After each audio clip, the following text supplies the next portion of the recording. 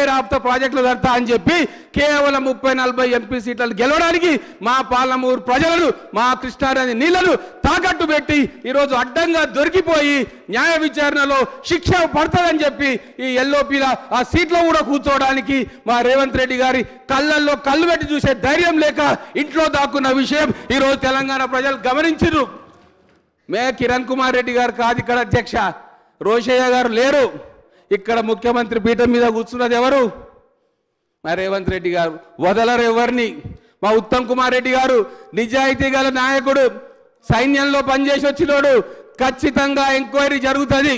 ఎన్ని వేల కోట్లు ఎవరు దొబ్బిండ్రు, ఏ మెగా కాంట్రాక్ట్ల కోసం, ఇతర రాష్ట్రాల్లో పెట్టుబడుల కోసం డబ్బుల సంచులు పోయినాయో, బీహార్కు, ఉత్తరప్రదేశ్కు, జార్ఖండ్కు, తమిళనాడుకు, కర్ణాటకకు, వెస్ట్ బెంగాల్కు ఏ డబ్బుల సంచులు, డబ్బుల మూటలు పోయినాయో వాటికి మొత్తం కూడా మా కృష్ణానది నీళ్ళని తాకట్టు పెట్టి, మా గోదావరి నీళ్ళని తాకట్టు పెట్టి, మా ఆత్మనమ్మి మొత్తం తెలంగాణ ప్రజల ఆకాంక్షలను బొందబెట్టి ఈరోజు వాళ్ళు కళ్ళబొలి మాటలు మాట్లాడుతుంటే చూస్తూ కూర్చోడానికి తెలంగాణ ఎట్టి తెలంగాణ కాదు. అందుకే మా ఖమ్మం, మా నల్లగొండ, మా పాలమూరు జిల్లా మొన్న జరిగిన ఎన్నికల్లో కర్రు వాల్చి వాత పెట్టింది అధ్యక్ష. ఇంగ్లీష్లో ఒక సేయింగ్ ఉంది, అది చెప్పి నేను ముగిస్తా.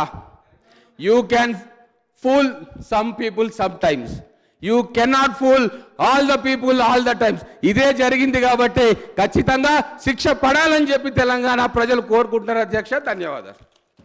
Doctor J Ramachandra Naik.